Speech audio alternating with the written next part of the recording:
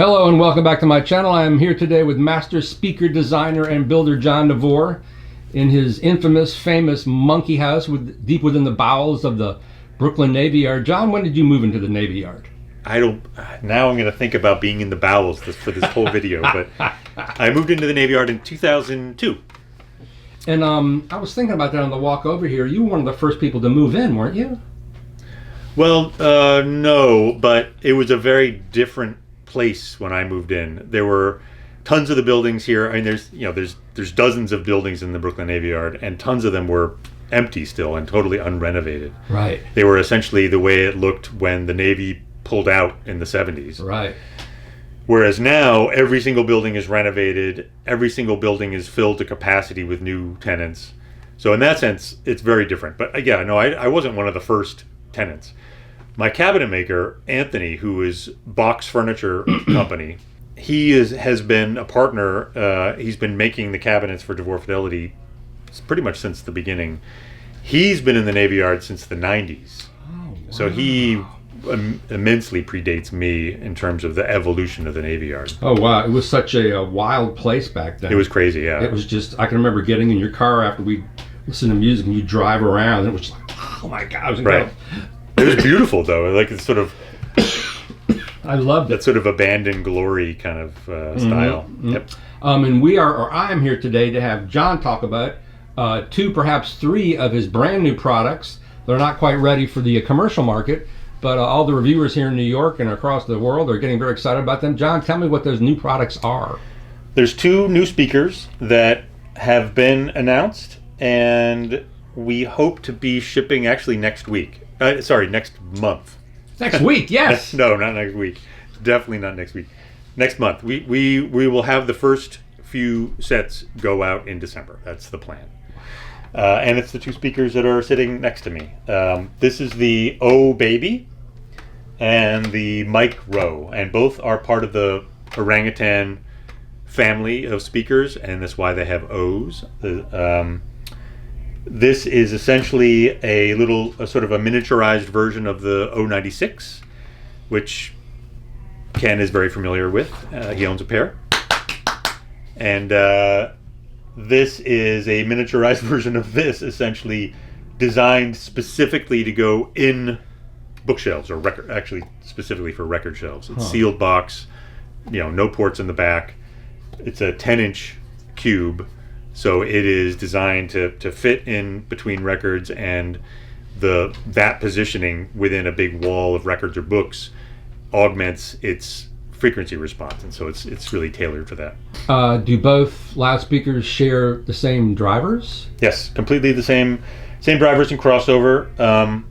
So the quest to make as affordable an Orangutan model as possible goes back to the introduction of the first Orangutan, the O96. Which is 9 years ago now, at least, something like that. I don't even remember. Terrifying thought. And the O93 came out about a year after the O96 as the affordable model. And back then, I did play around with smaller driver versions of the O96 and O93. Both of those speakers have 10-inch woofers on them. And none of those really bore fruit. None of those prototype drivers really had the Orangutan flavor. So those are 10-inch. The 10-inch woofers are the ones that made it to production. We messed around with a bunch of 8-inch versions, and none of them did it. So the O96 and then the O93 came out. About 2.5, 3 years ago, pre-COVID, when I was still fully staffed here, we had there was 3 people on this side of the operation, and one of my employees came up to me with a complaint. She was like, "I have a complaint. I work in a well-known speaker company, and the sound that I have to listen to with the radio or even with Spotify is horrible all day long. And that's because the burn-in rig is out there in the shop. The burn-in rig is essentially these metal shelves where loose drivers and crossovers and things like that are connected and playing 24 hours a day, 7 days a week in order to get everything burned in. But a speaker set, even if it's got the crossover and everything, if it's not in its cabinet, it sounds terrible. You're getting all this phasey information off the back of the drivers. So, and she was right. And I was mortified. And so I quickly threw together a pair of little cube speakers that fit in the burning rig that was tuned to work in shelves. Played them, everything sounded better, the employees were happier, and then COVID happened. But I started playing around with that idea, and so I had an idea of, all right, well, what if we made an orangutan that was designed for in a shelf? And so even though this is an affordable, this is a tiny version of this and came after this, this was the original idea. And the original idea was to have, and going through the prototyping process, the original idea was to have like a single driver. So this is a little 6.5 inch woofer with this is the orangutan cone material. It's an untreated pulp paper with a whizzer cone on it, and this is essentially what ended up being used in the speakers that I designed out in the shop. And they were a lot of fun. They worked well. I was kind of intrigued with the idea of revisiting a cheaper orangutan model. And so I went through the prototyping process again and started out with this one. So this is a 12-inch cube. This is 12 by 12 by 12, single driver. Using, again, this is an 8-inch version. So this is an 8-inch version of the orangutan woofer, but with a whizzer cone on it. Sealed box, and had potential. You know, I was just like, I need to keep working. It's a 12-inch cube so it would fit in a record shelf perfectly. And of course, I realized that it needs to be smaller than 12 inches if it's going to fit in a record shelf, because the wire has to go in the back. Blah blah blah blah blah. So, I went back and forth. So Seos makes all my drivers. So we made a bunch. So this is essentially an 8-inch version, a little 8-inch miniature replica of the 096 woofer. It's got a little phase plug in it. And then I made one with a paper dust cap. So we sort of went through all the different possibilities.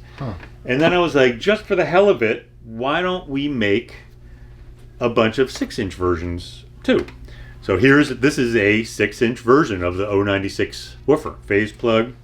Here's the 6-inch version of the one with the whizzer cone. And the one that actually ended up winning the contest is the one with the rigid paper dust cap. What does the whizzer cone do? So the whizzer cone essentially this is a driver that's designed to work without a tweeter. This is what they call a full range driver. Or a coaxial driver? It's not a coaxial driver. Oh. A coaxial driver is actually two drivers, right. But the tweeter is mounted in the middle of the woofer. Right. This is one driver, and what the whizzer cone does is it essentially, so a 6-inch woofer without a whizzer cone doesn't really reproduce a lot of information above a certain frequency, and it's all going to depend on, that frequency depends on the materials and everything. The whizzer cone essentially extends that frequency at which this cone can work. So the whizzer cone kind of pushes the frequency response of the regular woofer up to 10 or 12K, 18K. This one goes up to sort of like 18, 19K. It's not completely full range, but it has enough to basically satisfy, you're getting all the musical information through it. There's pluses and minuses to speakers with whizzer cones. For me, I always there's a lot of really legendary speaker designs that use a whizzer cone. All of the Lowthers, the Lowther drivers, those are all single driver with a whizzer cone. Generally, those tend to be paper. Paper is the best material. For me, it's the best material for woofers in general. Why is that? Why is it the best material? Why do I think it's the best? Yeah. I just think it sounds the best. I think it has the best combination of stiffness, damping, and mass. That's what you're looking for. Metal is stiffer, but very, very poorly damped and higher mass. Kevlar honeycomb is different. All the materials have different ratios of stiffness, damping, and mass. And for me, paper is the sweet spot for it. And it must also, for you, have the best overall tone, I guess. Yeah. I mean, the tone of it is related to those three parameters. Obviously, there's other elements in that equation.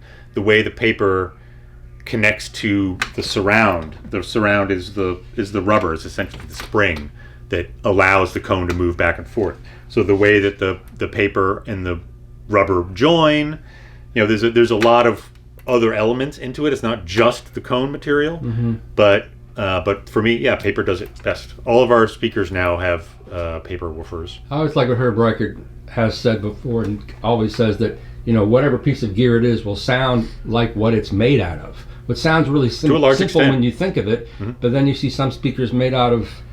I've only heard a Beryllium tweeter sound like music once, I think. At least you heard it sound like music once.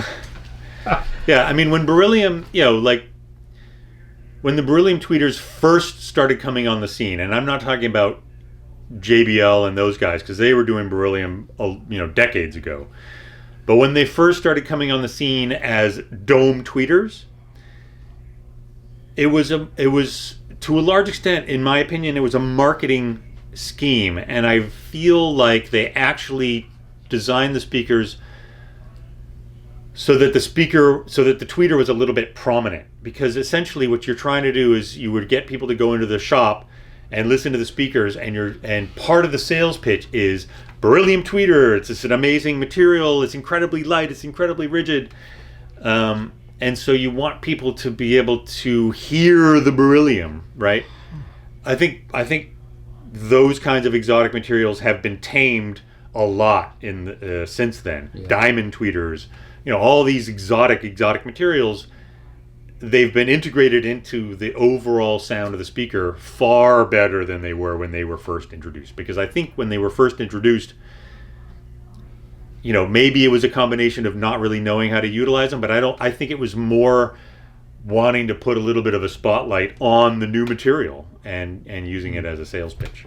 There's often a very good reason for a speaker to look the way it looks, and a typical one is this idea of, and this is an idea that started really in the late 80s and went through the 90s, and this is this idea of keeping the width of the speaker as narrow as you can possibly make it.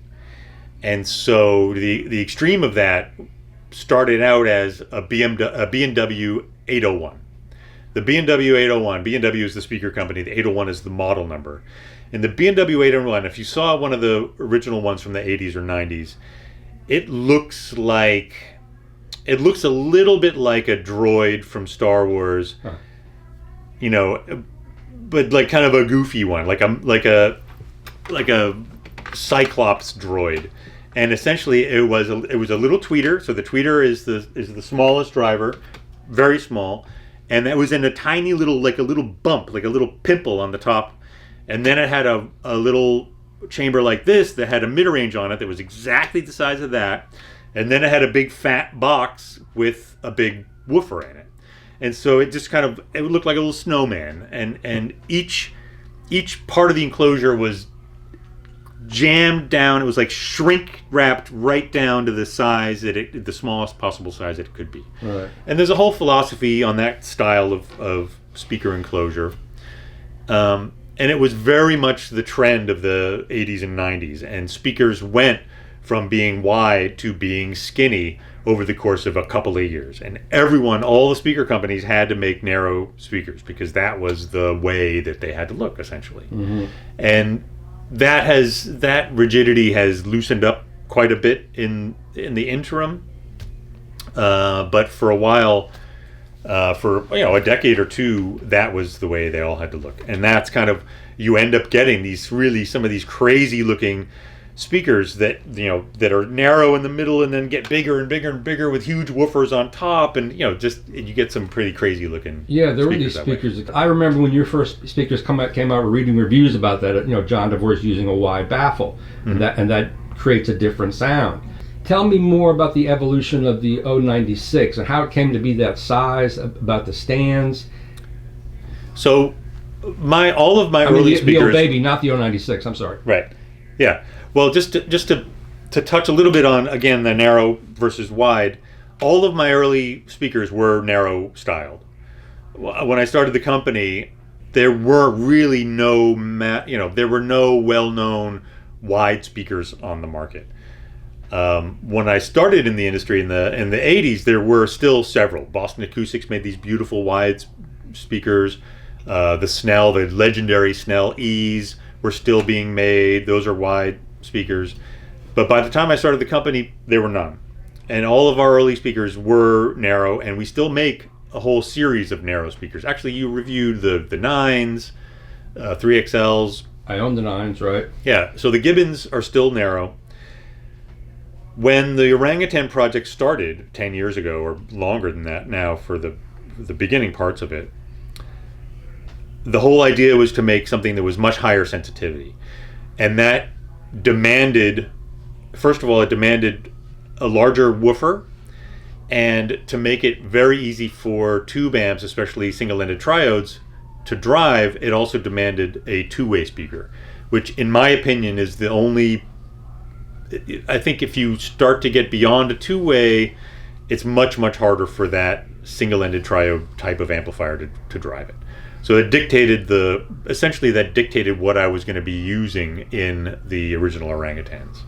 And so wide speakers, I styled them to try to look, contemporary in a way, or maybe mid-century in a way, honest to materials with the visible plywood edge. And that became the style of the Orangutan line. So these are that style. These really are a miniaturized 096. It's the same proportions. It's a golden ratio proportion, just scaled down to like a little less than half of the internal volume of the 096. Hardwood stand, like the 096 has, in order to get it up off the ground. What helped us make these affordable? So the mission with these was to make them as absolutely as affordable as possible. Part of that is size, less materials, less shipping costs, things like that. Part of it also was the fact that this tweeter I had already designed and I had already bought. And the reason behind that is essentially this tweeter was designed to be the super tweeter in the O reference. Oh, wow. When I was designing the O reference, in order to make them, they have a separate bass module that's self-powered. So those had bass that went down below 20 hertz. And in order to balance that, I realized that I needed to make them go above 20K. And we can go into that in a different video or whatever. But it ended up, I ended up needing to essentially design a super tweeter to go in that system. And in order to get the dome tweeters that I needed, I had to buy 1,000 of them. Wow. So I needed to to buy 1,000 of them, I needed to buy the basically just the basics of it. So essentially I designed it so that I would just be buying the dome, the coil, the magnet, and a basic little structure that just sort of held that together. Why'd you have to buy 1,000? Because it's custom made. These companies aren't interested in making 10 or 50. I have a great relationship with Seas since the very beginning of the company, so they will build me 100 of something. Right. But they'll build me 50. They built me 50 of the O reference woofers, but they cost me almost $1,000 each. So they're building them, but it's fine because they're really expensive drivers. I guess you get those a better little price. tweeters. Yeah. Yeah. Well, at 50, that's the absolute minimum I'm able to buy. Right. So, but those tweeters, they're much less exotic, and so literally, the production is scaled up, and so that was the minimum I had to buy. So I have 1,000 of these tweeters that are already paid for, and the design is all done. And rather than mounting them in the bronze and all that expensive stuff that essentially makes them a OREF super tweeter, I re-engineered the horn so that it's designed to allow the tweeter to go lower in frequency. It's not emphasizing the upper range of the tweeter, which is what they have to do. So we redesigned the horn profile.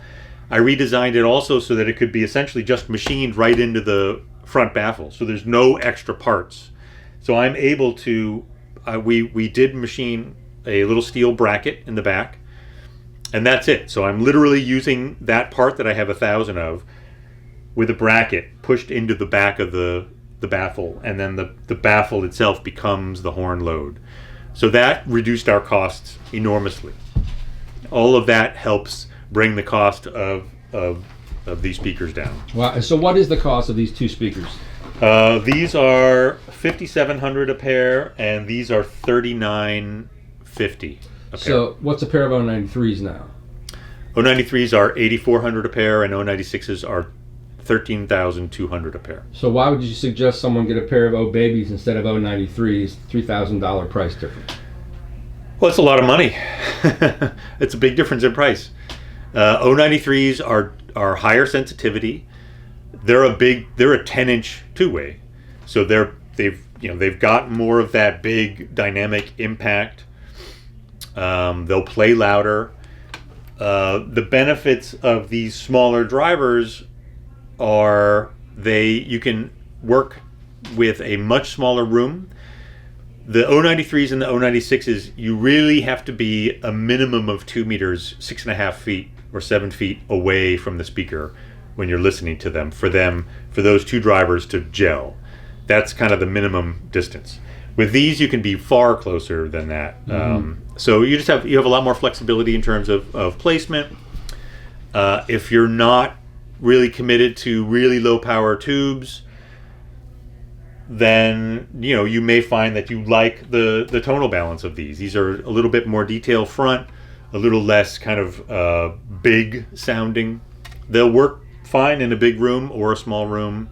It's a different style. What's the sensitivity on these two speakers? These are about 90. These are, since they're sealed, they sound, even though technically they're the same, they sound more like 89 and a half dB sensitivity. So these have a port in the back? These are rear ported, these are sealed, yeah. And why did you make the stands sort of with an outward slant instead of straight up and down like the O96? Style. The first prototypes we built had the legs straight down, but they're much taller stands. They're more than twice the height of a O96 stand. And they looked weird. They looked really leggy. They looked kind of adolescent and goofy, like they outgrew their legs, like if you looked at them with pants on, their pants would be too short, So it just kind of brought the style all into perspective. And the stands are included in the price? No, they're not. How much are the stands? The stands, we don't have the retail price yet, but I designed them so that they're designed to work on a 12-inch stand height. So again, that was all geared towards making them as affordable to the end user as possible. So if somebody wants to go out on Etsy or eBay and find a pair of really inexpensive 12-inch high stands, it's another way to save money versus our hand-built hardwood stands. I love that look. It's very arts and crafts. Thanks. Yeah. Yeah, it really offsets the speaker. And what finish are we looking at here? This is the production ones are actually, we're going to have them.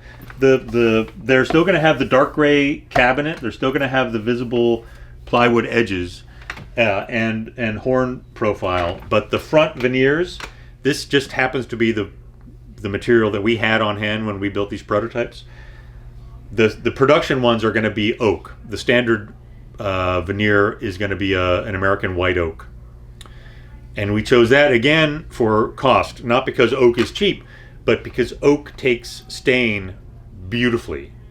And so we'll be able to offer, for a little bit more money, but not much, we'll be able to offer different stains on the oak. We'll be able to do a darker one, maybe a dark gray one, that kind of a thing, without having to use a different wood species on the front, which would drive up costs. Where do you get your, and I didn't mean to ask you this, but where do you get your veneer? Or is that from Anthony? Is that his decision where the veneers come from? No, I buy them. So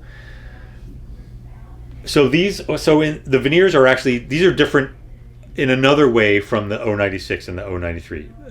096s and 093s, every single pair has a perfectly matched set of fronts. Perfectly matched with a book match seam right in the front. The veneers have beautiful book match, and the left speaker and the right speaker are perfectly matched. Yeah, I was in here that one day and you had the raw veneer. That was incredible to see that. Right. So the raw veneers, so the 096 and the 093s, those veneers are all made in perfect pairs, and then they're laid up on the plywood panels to be machined. And they're all made in these perfect sets, these perfect pairs. These, in order to cut costs, were the veneers that they're going to come in are what's called rift sawn. So the veneers are going to be very linear. They're not going to have a lot of identifiable grain. They're just going to have really nice sort of vertical stripes in them. And they're going to be laid out in big sheets, and then all the fronts are going to be cut out of these big sheets. So they're not going to be perfectly pair matched. So that's a big difference.